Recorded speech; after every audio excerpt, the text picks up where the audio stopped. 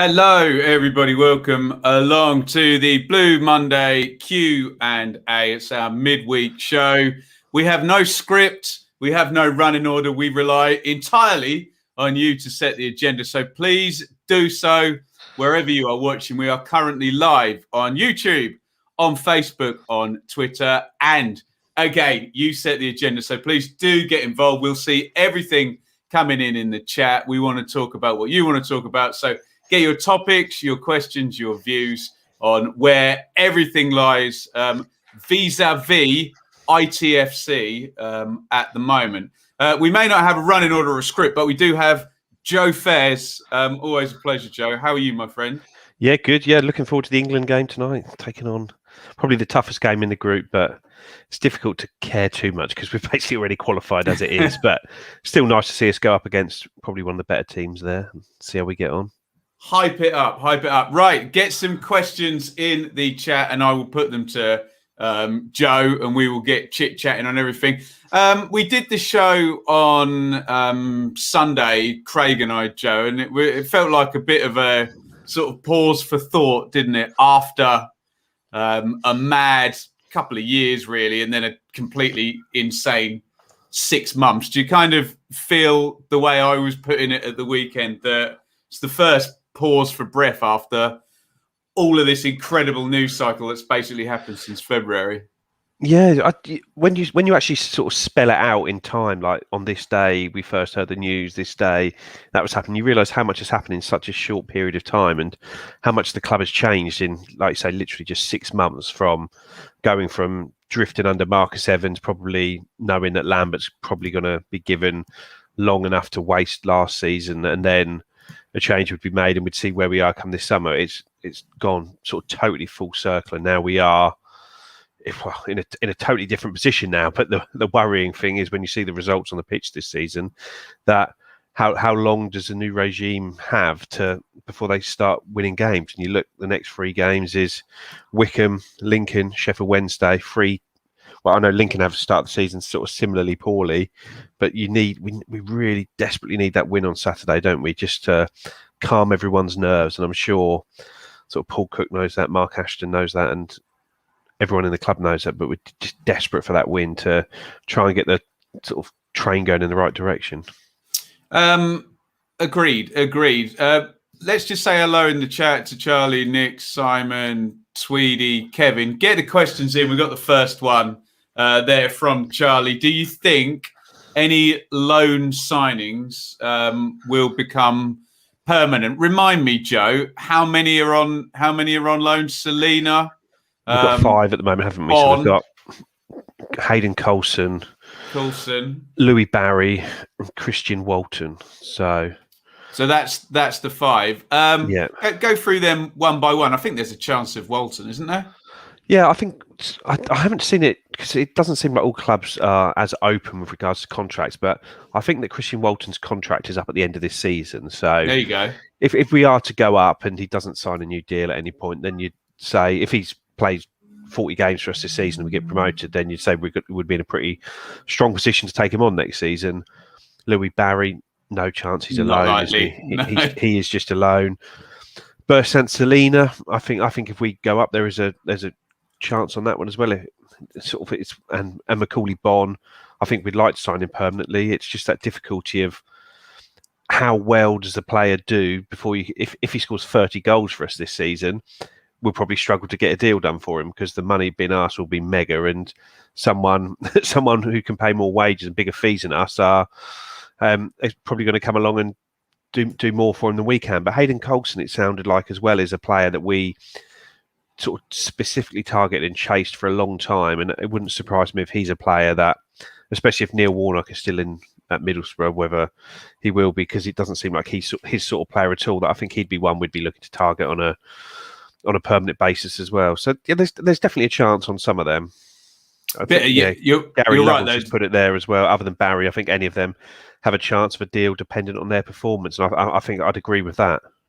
Yeah, I know exactly what you mean. Just on a couple, particularly Coulson and Bon, it feels like the loan's kind of weighted in the interests of the loaning club. Where if he does well, okay, we might take another look at him. And if he doesn't, why would Ipswich want to be signing him anyway at the end of it? Do you know what I mean?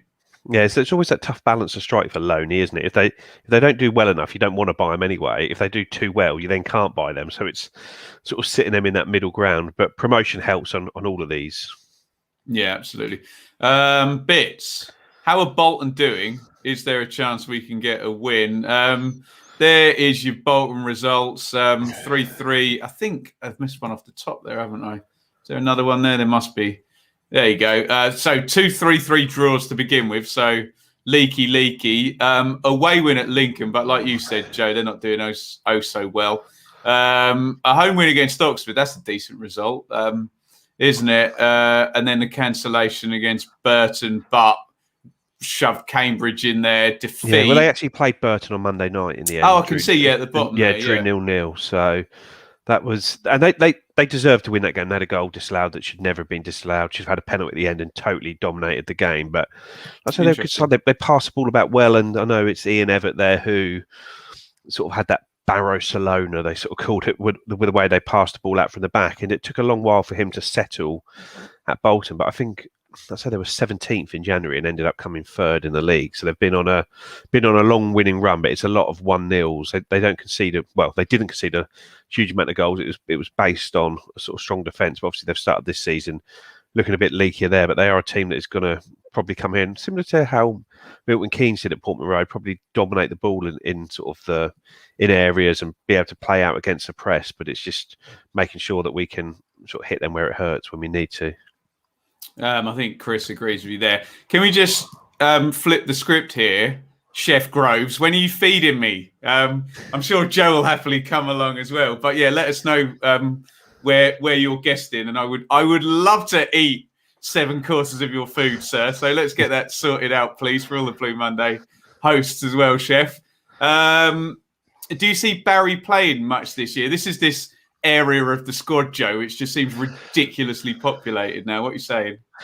I mentioned it on the pod a couple of weeks ago, but when you look at things on paper, it doesn't look like he's going to have a huge amount of minutes in him, and it looks like it might end. I think if everyone was to sort of make a prediction now, it'd probably be get to January and he'll be sent back having barely played. But I think it's up to him if he does get an opportunity, if he scores some goals.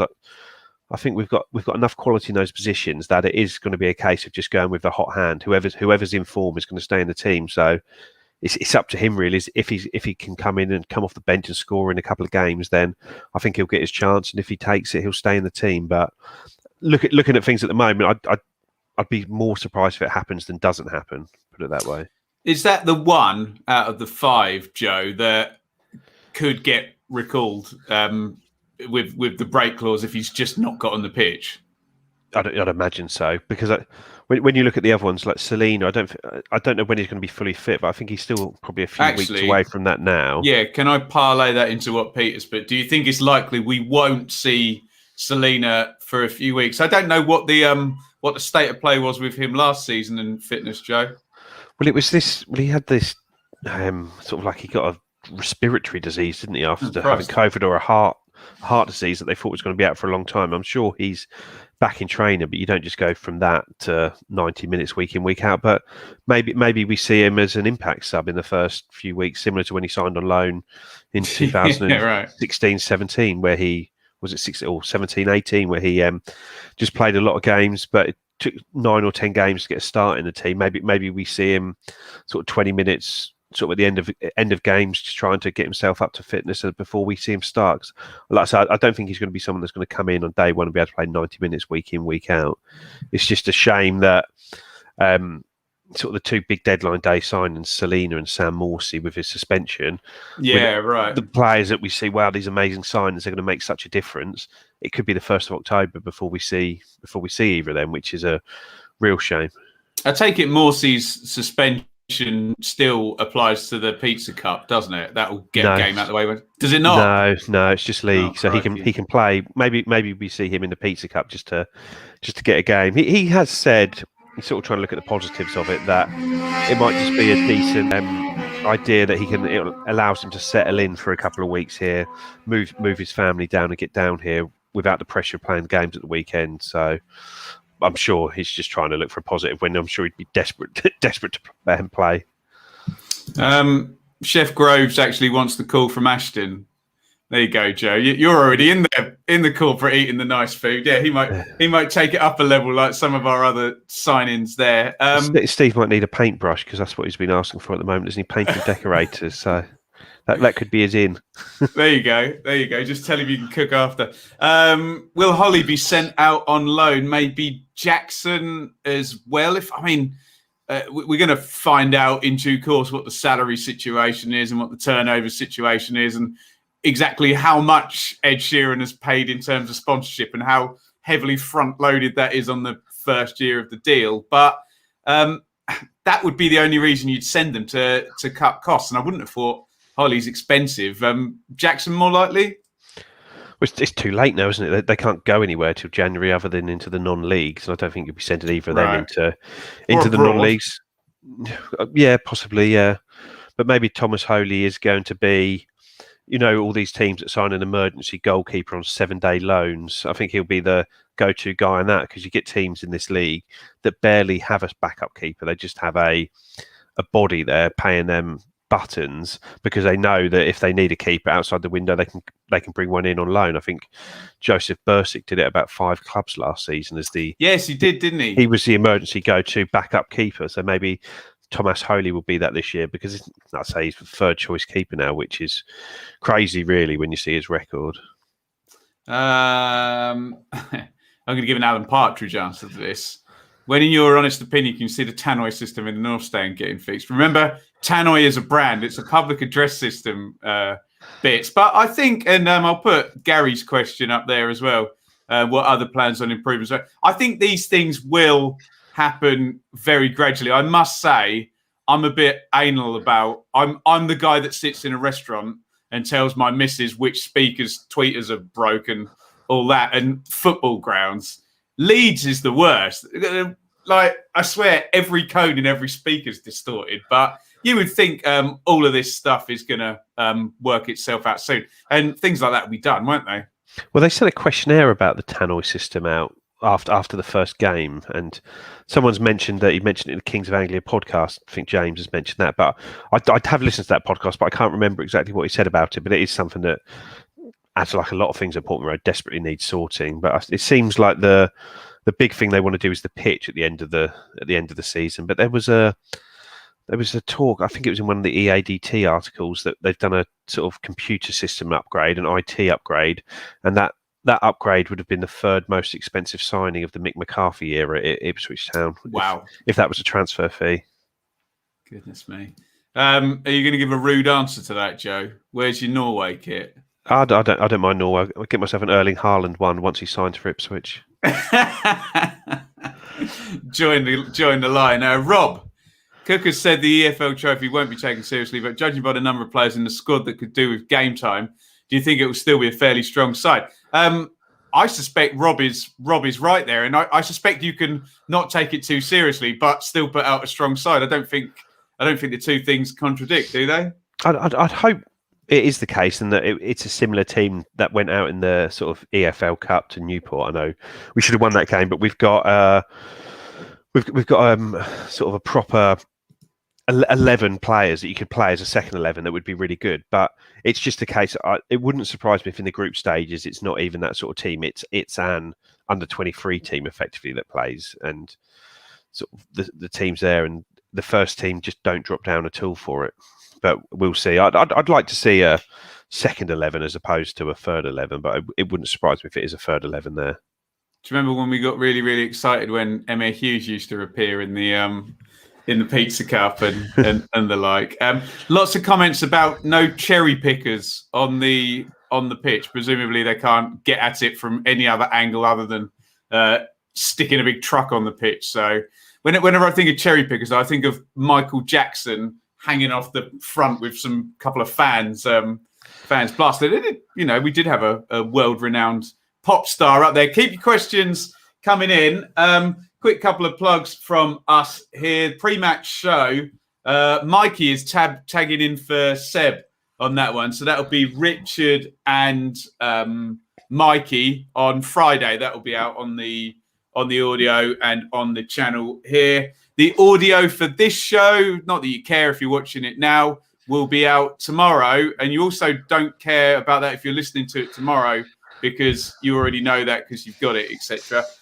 Flagship show will be a fine trio here, a Brazil, Gates and Mariner like of Richard, Craig and Joe, who is this guy who's doubling up this week. So fantastic. That is what's happening with the content this week. And very, very quickly, you can follow on Twitter, subscribe here on YouTube, follow on Instagram, Facebook, etc. And if you want to support financially, you could do that right now over on Super Chat. Just hit that dollar button right near where you leave your comments. So we need more of those. Get some more questions in as we're going, please, guys. Brilliant stuff so far. You can also support via our little PayPal thing and via the Acast supporter facility, which is inside the Acast podcast app. I think we already maybe covered this. And not going against what you've just said, do you reckon Morsey will play on Tuesday?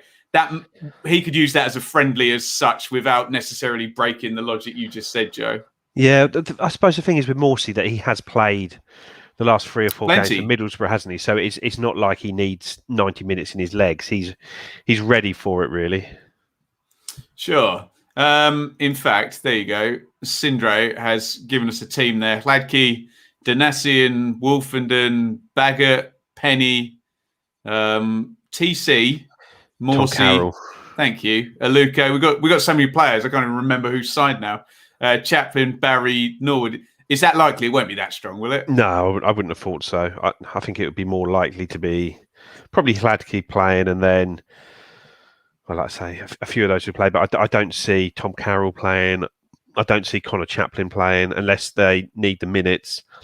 Barry, I don't know. I think it's sort of more going to be your Jacksons, El Mizzunis, that sort of level of player. But we'll see. I'm going to the game and hoping that we do put a decent team. I think there was a sort of mention that it was a little bit naughty from the club who said that, we're going to give you a free ticket to a cup game. You can go to the Newport game in the EFL Cup, and we're just going to be putting you into the game against West Ham under 21s, and that's your only chance to use this free cup ticket. So I'd be interested to hear what any season ticket holders think of that.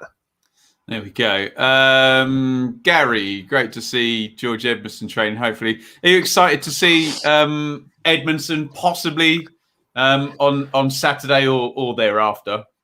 Yeah, it's a difficult one because I think that Wolfenden and Burgess are looking like they're making quite a decent partnership there. But Edmondson has obviously been very much signed as you're going to play every game because you've been signed for the best part of £1 million and given sort of a big weekly wage and a 4-year contract. So he's obviously been signed as a sort of serious player. And like I say, we've just not seen any of him yet. But sort of you see some decent reports from the Rangers fans in sort of the European ties he played last year. He seems a really good character when you see the coffee chats he did. And from all that's been said, it sounded like he was very close to playing against or being available to be selected in the Wimbledon game, which will be 2 weeks ago on Saturday. And then you end up, so you'd assume, unless he's had any further setbacks, which you hope isn't the case, he'll be ready to play this Saturday. So it gives Paul Cook a big decision to make. Keep your questions coming in the chat, guys. Brilliant stuff so far. Keep that full and we'll answer as many as possible. Chris, when it says Chris Himpleman, I think of Harvey Whippleman, who was a character on wrestling when I was young. Any thoughts? He was like a Weasley manager, Joe. Any thoughts on why Aluko has looked so far off it in his appearances so far? Didn't he train all? He didn't train all pre-season. He was one that went in with Ravel Morrison and Stearman, I think, and Baldock in their trade. He wasn't there the whole time, so he may not have, certainly wouldn't have done a lot of the proper tracked fitness stuff. But yeah, any theory on a Luco, Joe?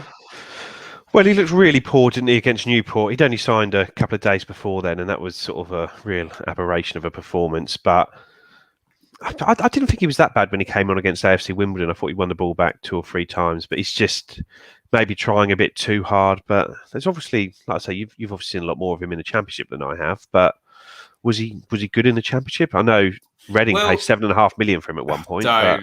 Don't talk to Reading fans about that. Honestly, Joe, you've probably seen the best of him without having covered the Championship like I have. I remember Fulham coming down. I think Chris Martin put a free kick in, and Bart kind of didn't quite dive into the corner. And do you remember that game? I'm trying to recall it. I remember Bart sort of sliding on his knees, getting across there.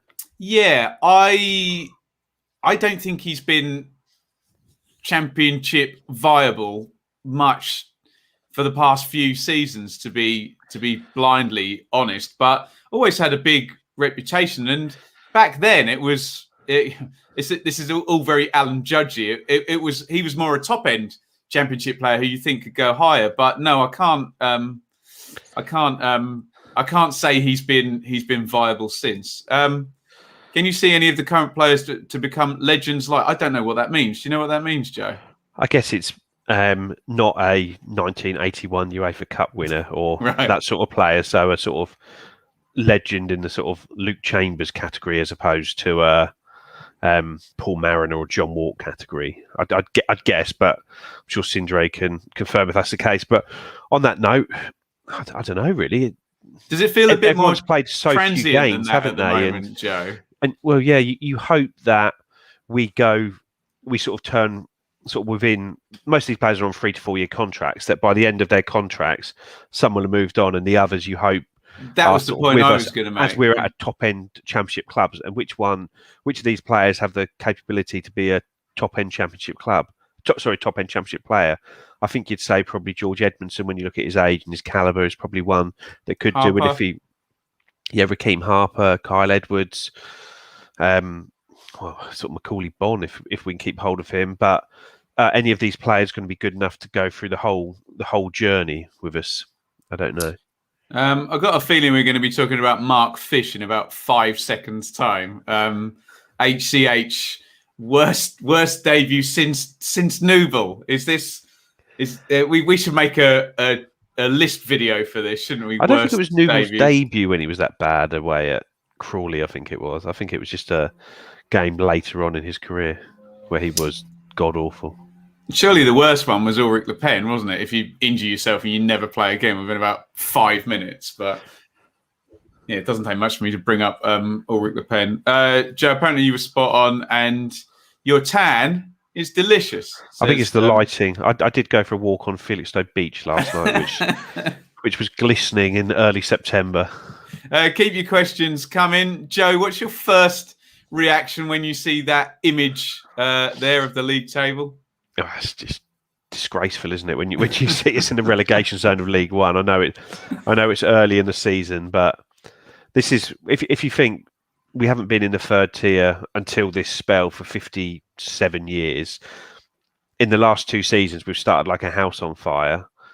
This is the lowest position Ipswich Town have ever been in the league table in probably 90% of the people watching this or listening to lifetime. The lowest position we've ever been in. So it really is. You really hope we win on Saturday, because it does feel like every time we think we're at rock bottom, we find a new low to sink to. But we'll see. Do you drink Sunny Delight? Not anymore, no. Not since I saw how many E numbers were in it. Just give it to your boys, yeah. How would Lambo do with this current squad? No, rubbish. He'd lost at Lambert, so I think there's no chance he'd been able to turn it round with anyone. I think he was just too far gone here. I say he just wasn't a good manager anymore, sadly. According to what happened at the Keep Moat last night, I should get your money on Ipswich to get the first win of the season, with Rotherham not putting out the first. What was it, Doncaster? Doncaster beat Rotherham 6-0, didn't they? Other way round. Beat Doncaster 6-0. So, yeah. Maybe don't that is have. when we get our first win, Doncaster, at the end of the month. Oh no, that's far too far away. Just quickly, Joe, do you think Lambert will manage to sweet talk some championship owner or someone, I don't know, Bundesliga zwei owner into another job? I don't know, because he doesn't seem to have the, only sort of judging on sort of what I've seen and heard from him at Ipswich, he doesn't seem to have the sort of heart for it anymore. And he was obviously earning sort of very good money here, very good money at Stoke beforehand. But where's the next level that he's going to drop to? Somewhere where you're probably earning the sort of wages he was earning 20 years ago at the start of his career. He's obviously a very wealthy guy now. He's sort of, how old is he? I don't know, 50, mid 50s. I don't know what age he is, but he used to play for Borussia Dortmund. Oh, okay, I'd wonder if he was there when they won a European Cup in 1997. But he was just okay, just a guess. He was, yeah, he was. No, so that was guess. what, like well done. 25 years ago. So he's got to be sort of 50s now, and I don't see.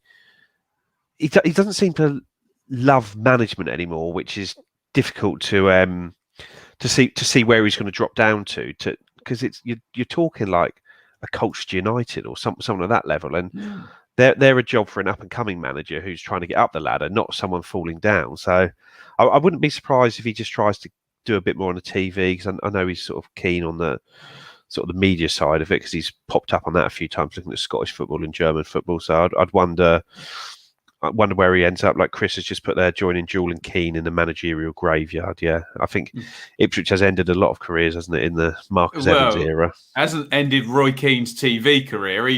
He is numbers ratings for Sky, isn't he? They blooming love him. Nick, general one there. How many grounds have you been to? I think I've been to between 40 and 50, but because I'm old now.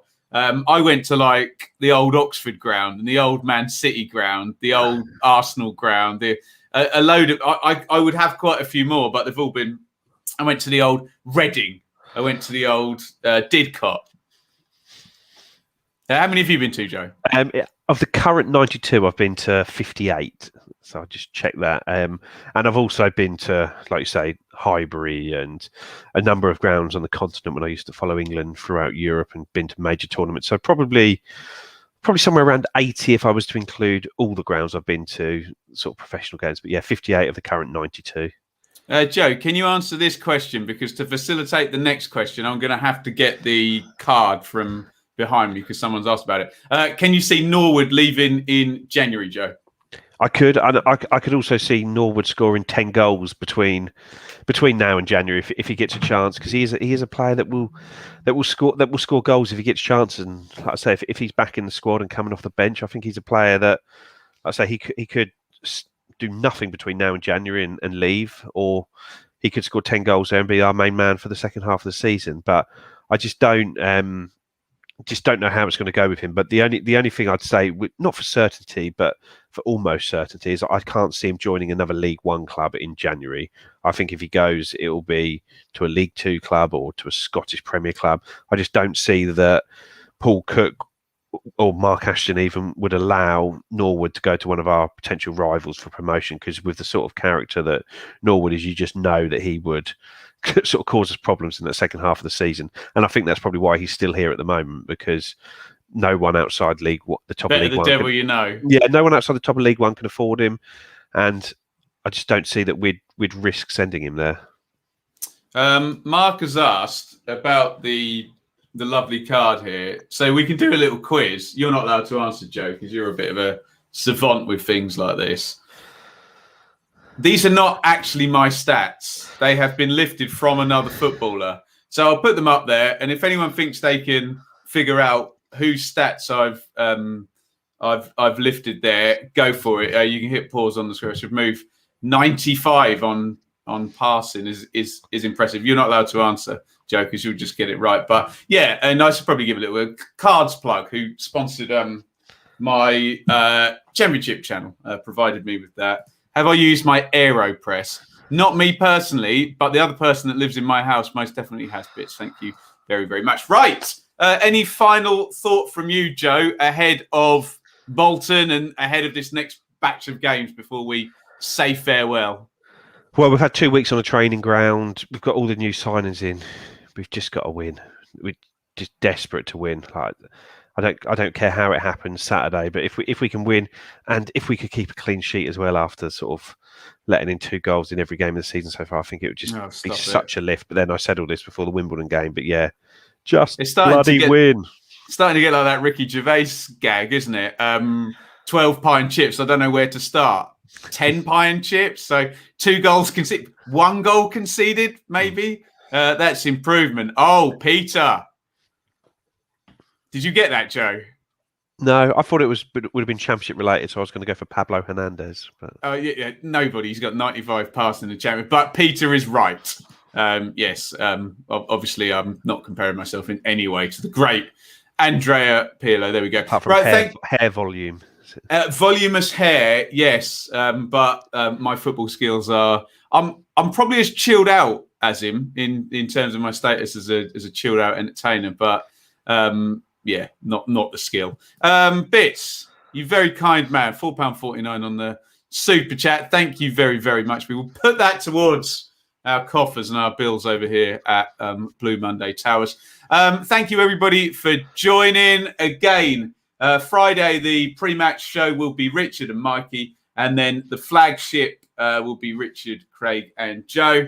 And then we're going to go crazy into a couple of 3-game weeks, I think, for the next few weeks. Can Pirlo host a success? Well, you tell me, Richard. You tell me. I think, does he still manage Juventus, Joe? Probably what drove him on, isn't it? And thank you, HH. The Bambino is lovely and being looked after by the ever supportive Shaylee, although she did do a bit of an explosive dump earlier, so that wasn't fun. I was on washing duty for that. You don't want to hear about that. Say goodbye, Joe. Goodbye, everybody. And we will see you all very soon.